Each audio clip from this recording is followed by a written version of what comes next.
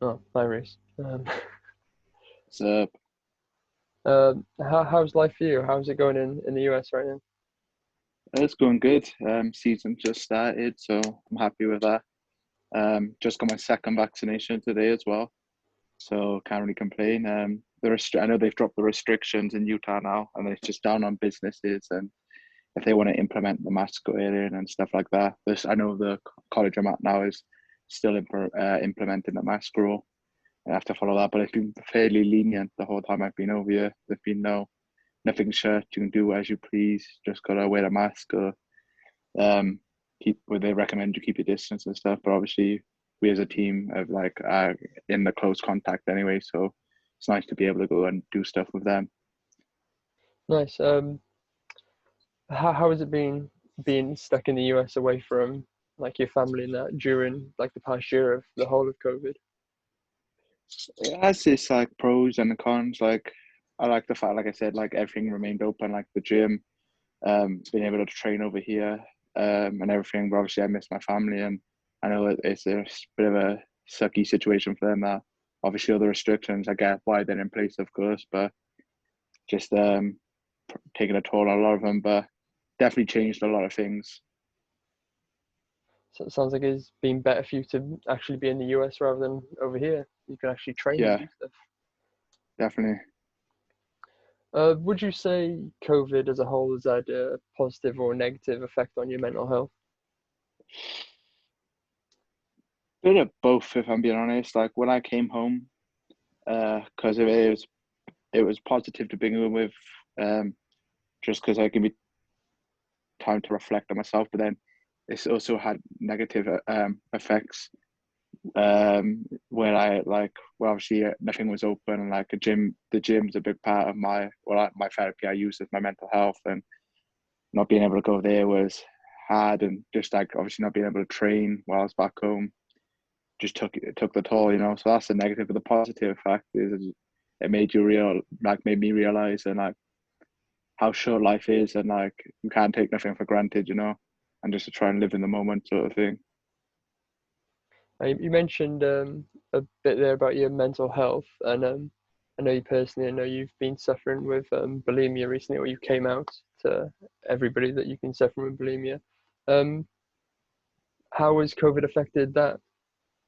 Well, when it first started during COVID, came back home and I just really wanted to get in the best shape possible and smash the upcoming season. So I was like tracking at the start, tracking my calories. I was running a lot, doing loads of exercise, and I started getting like an unhealthy obsession with tracking my calories, dropping them ridiculously low for the amount I was exercising. I was running like 7 miles a day, doing 2 3 hour weight sessions, eating only like 1,000 to 2,000 calories a day, which is not enough, just for like quicker results. Then obviously they just I don't know, over like the first month, then obviously lost a good amount, like a lot of fat, but just then obviously it's not sustainable. And I got into like the binging and purge cycle where I'd like end up binging because my body needs it, and I couldn't like control it. I'd end up eating like 6,000 calories in one sitting, and then I'd feel horrible about myself. All the guilt would kick in, so then I'd like purge the next day by not eating it, hardly anything, over exercising, and it just started me into a vicious cycle. I noticed this about I noticed the habits were wrong, not wrong, but like I noticed my habits around that were not normal to say, and around June 2020, but I didn't realize I had bulimia until about October. What helped you realize that you had bulimia? Um, well, because I I've done it, but I've never really done it a lot. So like when people say bulimia, it's like how sort of not maybe ignorant to the fact, like everyone thinks it's just throwing up, making yourself throw up after every meal when it's not. That's one side of it, but another side which is my side, so where you just literally like you end up binging because you've restricted your calories so low and you over exercise all the time, and then you feel bad about binging, so then you restrict your calories even lower and you exercise more. and you're just hitting burnout. And like I've sometimes made myself throw up with it, I'm gonna be honest, but um as weird as it sounds, I'm never not really good at making myself throw up, so that's probably why I never resorted to that like sort of side to it. But which is lucky in a sense. But yeah, and then I remember, cause my mum said I think I had it. I'm very open with my mum. Cause she watched that Freddie Flintoff documentary, and it educated on it. And I literally said that I can't be Bulimia. I'm not making myself throw up, because I was ignorant to the fact that it's more than just throwing up. But then a month later, I got diagnosed by a therapist doctor out here. So You mentioned that it kind of started when you came back home and was exercising a lot. Was that mhm. the main like reason for it? Was it your self drive of trying to better yourself fitness wise? Yeah, well, 100% is. I'd definitely say, like, 'cause obviously I've been working with a counsellor now, just to see where where the problem of the roof come from. And I think it was like my idea of trying to strive for perfection and trying to be the best. My mindset of being like, to be the best athlete, you have to be in the best shape, blah blah blah, which is obviously true to a sense, but there's ways of doing that. Um, you know what I mean? Like I got to like a really good sort of weight, and I'm in a good shape now. But like I was saying, but I had no energy because from everything that I was doing, so my performance level was nowhere near as good as it should be. Like it is now. I'm probably like I was got down to like 188 pounds, which is like 13 stone six, half 13 stone and a half, and now I'm 14 stone. But I'm performing much better now that I'm fueling my body correctly. And yeah, I could see it on the pitch, whereas before, like, even though I was like, no, I just had nothing in the tank. And are you feeling better now? How are you doing now? I'm good, yeah. I've gone so actually I've gone about 22 days without having any binges or purges like that. I went to the doctors over here actually, and because it was going well, and then it went bad for like a week, and like as worse as it ever been with the binging, that side of it. Um, so I went to doctors, and I'm actually on some medication for it now called fluoxetine, and that's actually really helped. And it got to a point where I was like, I've seen that it takes a lot of people a long time to recover, because either because they don't talk out, or they just do nothing about it. And I felt like maybe medication was the best route just for me personally, because I felt like I was going a little bit of circles, And so far that has helped a lot, and just sort of embracing gratitude, and just have a little exercise, like mental exercises, to appreciate who you are rather than this unreal expectation. You mentioned before about your mum watching the Freddie Flintoff documentary, and Colin Jackson also did a documentary about bulimia. Do you think these pro athletes coming out talking about this has helped you at all? Oh yeah, 100%. Because whereas before I would have known nothing about it, and it's like there's a lot. I reckon there's a lot of guys suffering with it as well as women, but there seems to be a lot more. You know about a lot more about it in women than you do in men. You never really hear about it, and so these athletes coming out is actually probably encouraging younger athletes and people to come forward and get the help that they need. So I think it's a real great thing, and I hope if more athletes are suffering, they be willing to tell their story, because it can help so many.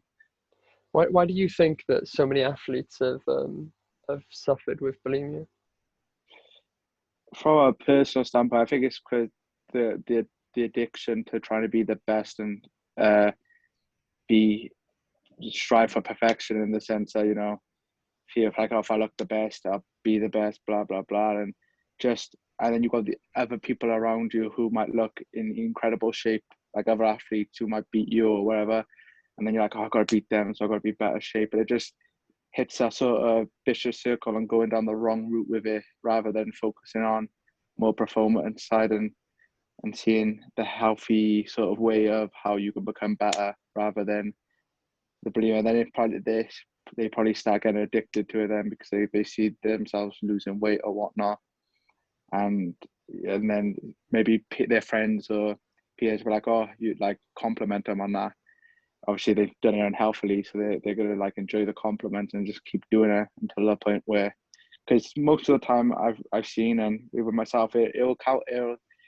The, everyone's fear of with bulimia, well, my fear personally, I believe a lot of people's fear was to gain weight, so that's why they were suffering with bulimia, and the outcome is that you usually will gain because of the binging sessions will come more frequently. And when you're throwing up, like when you throw up, it's impossible to get all the food you just ate up. You get about half of it because it's already been digested and whatnot. But it's a short-term fix that will never be long-term. Like it's a short-term fix in the sense that it'll get you down to that sort of standard you perceive yourself seeing, but it'll never be maintainable, no matter how much you do it. Do you think athletes are put under too much pressure by themselves or by coaches? Yes and no. They are definitely put under a lot of pressure by coaches, but then at the end of the day, that's sort of how it is. Unfortunately, like you're getting a lot of money to do this and blah blah. But I feel like maybe the pressure could be the same, but there should definitely be a lot more help to avoid the circumstances after, in just terms of, if they are suffering with bulimia, they should not be scrutinized or like dropped from the teams or something like that. Or they should be encouraged to get better and have the help they deserve and need, because it definitely does. The pressures, like even out here when I'm playing, like the pressures like so much, and I like understand how, especially even at a high level, how it can be worse, and I can see why people would be doing that. But yeah, it doesn't help. But like you got to, at the same time, you got to realize like the pressure's there for the reason, and like yeah, I think the pressure will never change. I don't think they'll ever get rid of having the pressure, but put on them. But I think they should definitely make sure they have the help, because there seems to be a massive correlation with that. Do you have enough help? Yeah, I feel like I'm lucky. I got a free therapist I can go to on site here. To my problems. Also in touch with a nutritionist now as well through that. The doctor center here, you get like free times there before you have to start paying, so that's helped being able to go there and get sorted there. Also when I'm home, my family, even when I'm here, like I got family and friends I can talk to. So yeah, just like I said, if I never spoke out, I would never have had this help, but I'd be still suffering now. So the biggest thing was speaking out to get that help. And What do you think could be done more to help younger athletes not like start suffering with bulimia? What do you think could be done? I think for a start, like raising awareness on it before it happens. So like if somebody's suffering with very very early symptoms, you can sort of help them before it progresses into something that's ruining them on a daily basis. You can get it done from an early stage, then it'll save a lot of maybe lives at some points. But I think just more awareness on it, and just just showing them realistic goals and not expecting to be perfect, because nobody is. And we all can strive for the best, but no matter what the best is, it's never going to be perfect, because nothing can be perfect. It's as simple as that. As much as we want it to be, it never will be. And do you have any advice? Not exactly on like the mental health, but do you have any advice for young athletes trying to like make out to America like you're doing, or trying to make it as professional? Yeah, just every day when you're training, train as hard as you can. And for me, it's like obviously you work with your teammates, but you want to train harder than them and just be the best you can be. And because that's what it comes down to. You can be talented as much as you want, but it comes to your hard work and dedication on and off the pitch. It took me a little bit to realize that, but once you sort of get in that mindset, you truly can start to progress and do big things, and just have that self belief. And honestly, just I try and look back now. So if I look back at myself in 10 years, I don't want to be like, oh, I could have gave more here. I want to be like, I gave everything. So I could, and then that's how I feel I'm doing at the moment. So that's my biggest advice: give everything while you still can, because you never know. It could be the last. Train like every day's your last. Thanks, mate. Good luck with No the worries. future in America. Thank you.